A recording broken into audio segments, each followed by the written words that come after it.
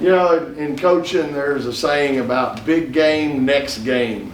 And you worry about how your team's going to come out after, you know, a real emotional game on Sunday. But I was pleased for the most part the way we came out. I thought we were maybe a little bit too one-on-one early in the game, and we had to make sure we were reading the D and sharing the ball.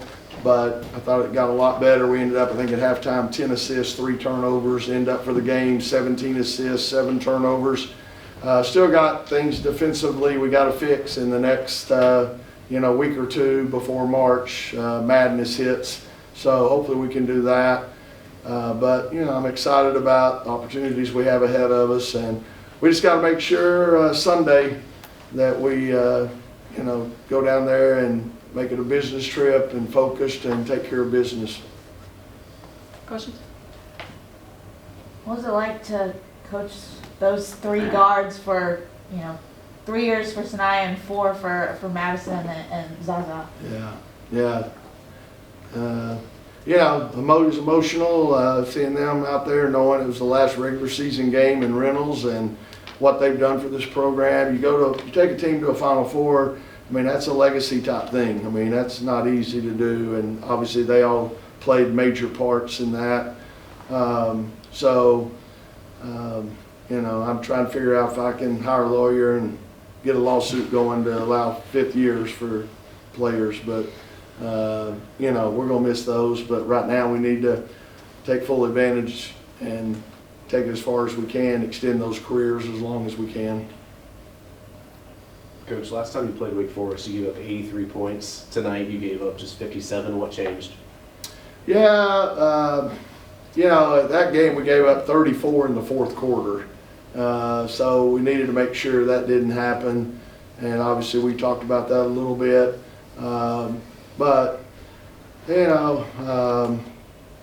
you look at the film, we'll see. I still thought we had breakdowns, gave up some layups. Their post ate us up. We had all 3 of our post players ended the game with 4 fouls. So we got to figure that out, whether we're fronting, doubling, whatever. We got to make sure we're all on the same page and get it done. So we got out rebounded. So there's still a lot of things that we can look at and say we got to do better. But, again, that's kind of our goal, hold the team under 60 points. You've had a heck of a night, and you're usually going to win that game. And so from that standpoint, we met our goal, and hopefully we can continue to improve. How do you feel like the younger players overall did tonight, and what did you see from them, knowing that they're going to really have to step up not only in the next couple of weeks, but next season? Is that the post players? No, just all of the young players in general. Yeah. Like Devin Quigley and Lacey. Yeah, again, I'm not even going to just put it on the young players. Our veterans have got to do better defensively. I keep saying it. We sometimes will relax if we're away from the ball. When we're on the ball, we sometimes don't execute a pick on the ball defense the way we're supposed to be. We got several calls we use against a pick on the ball, and some of it's dictated by the person you're guarding. Some of it's based on just what we're trying to do at that time. So they got to buy into it. So it's not just the young, it's everybody's got to make a full commitment. One thing neat about NC State being at a place like this, Vinny Del Negro played here at NC State, played in the NBA, was the head coach of the Chicago Bulls and the LA Clippers. After a big game, every now and then, he'll give me a call. And he gave me a call a couple of nights ago, and hey, I had him on the phone. I said, hey, our defense is still not where we want it to be. So we talked for about 30 minutes. And so, I'm open to, we're going to try anything we can to get better defensively and, try to take this thing as far as we can take it. No regrets. Let's make sure we're squeezing everything we can out of it.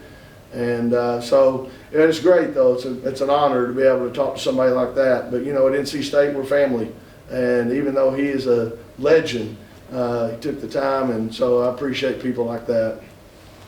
Coach, with the win today, and then Duke beat UNC also tonight as well. You also secured a top 2 seed in the ACC tournament. What does that mean for this program in this season, especially the gauntlet y'all went through? Get greedy. You think about the last game we lost, lost by 1 point, and the last 11 seconds. So as a coach, you kick yourself and think, what could I have done differently? And then we'd be sitting in the top spot. But, maybe we'll get some help.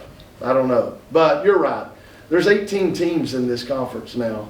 18 teams, 18 really good teams, great talent, unbelievable coaches, and here we're, definitely in the top 2. And so it's something that our players should be proud of, definitely. Coach, I know you still have postseason basketball to go and one more game, but for you, what has it been like to coach a player like Isaiah James? Yeah, Isaiah, I'm hard on him. I'm sorry, I'm gonna keep pushing and until it's over, until their careers are over, and then we can be best friends. But right now I'm pushing, but Isaiah has a special place in my heart because she didn't play a ton her first 2 years. Nowadays, if you're developing a player, you're developing them for somebody else if they're not getting to play, unfortunately. But Isaiah was loyal and stuck it out. And now to see all the stuff she's accomplishing and all, it's really unbelievable. And I got emotional thinking about it as she's coming out on that court because she's meant so much to this program, and it's a rare situation nowadays for a kid to be patient and stick it out. But I think she's been rewarded pretty well, and I'm glad. I'm happy for that. How rewarding is it for you to go from 3-3 to possibly second place or first place in the ACC? You were 3-3 overall in November. Yeah, we played a pretty tough schedule, Right. Yeah. And we're going to do that again next year. I'm not going to talk about it right now, but we're going to do it again. So we're going to step out there on that stage, and that's going to be without Sanaya, Isaiah, and Madison. So again, I probably need to be locked up somewhere. But we find out you play teams like that. Is preparing you for the ACC, is preparing you for the postseason. Any weaknesses you have, they're going to expose them, and you're going to know early in the year what you better fix. And so, but you're right, 3-3. I didn't realize that's what it was, But I mean, all 3 of those teams ranked top 10 in the country. But still, it's tough. It can shake your confidence, and this group didn't let it. So hopefully they learned a lot right there that you can overcome stuff. Couple more. Coach, what does it mean to you to hear that level of cheers and applause as your vets are subbing out for the final time? Yeah. I mean, it's a special place, y'all. I know there's other places that have more seats, and I wish we had a few more seats. But at the same time, that atmosphere, I'm telling you, Sunday, when we kind of got that 6-point lead in the second overtime, that's the loudest I have ever heard in my life anywhere. And I've been some places, but it was unbelievable. And then tonight, I was worried about it. We're playing on Thursday night. It's a rainy night, and, we're not playing Notre Dame. I was worried, but I mean, they filled up most of it, and great energy. We really feed off of that, so it makes a big difference. Lizzie Williamson also received part of the pregame ceremonies, just especially with the young bigs that y'all been playing this season. Even though she hasn't been able to play, how valuable has Lizzie been as kind of a mentor figure to those young players? Yeah, I think so, and I think especially for somebody like Tilda, because they're both international, and I think it's good to have somebody to lean on. We're fortunate. Tilda went to high school in Spain some, so she wasn't at home necessarily even like her senior year. So I think that helped because a lot of kids struggle with that first year or two. But yeah, she's handled it well, and I think Lizzie's probably, been a plus in that area, helping her along. ESPN announced that your Sunday game against Notre Dame was their 4th most watched women's basketball game, and you had over 1.2 million viewers at one time. What's that mean for your program and for women's basketball in general? That's what's great about putting yourself in that position, being on that stage.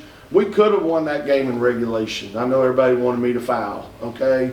But y'all, it wouldn't have been an instant classic if we'd have won in regulation. So I told them, let's just keep it here. Let's get it in overtime. And what the heck, let's get a second overtime. And let's build this thing up, okay? And that's when a lot of those viewers jumped in. So you got to think of everything when you're over there on that bench. 40 chess. One more question? No? Okay, cool.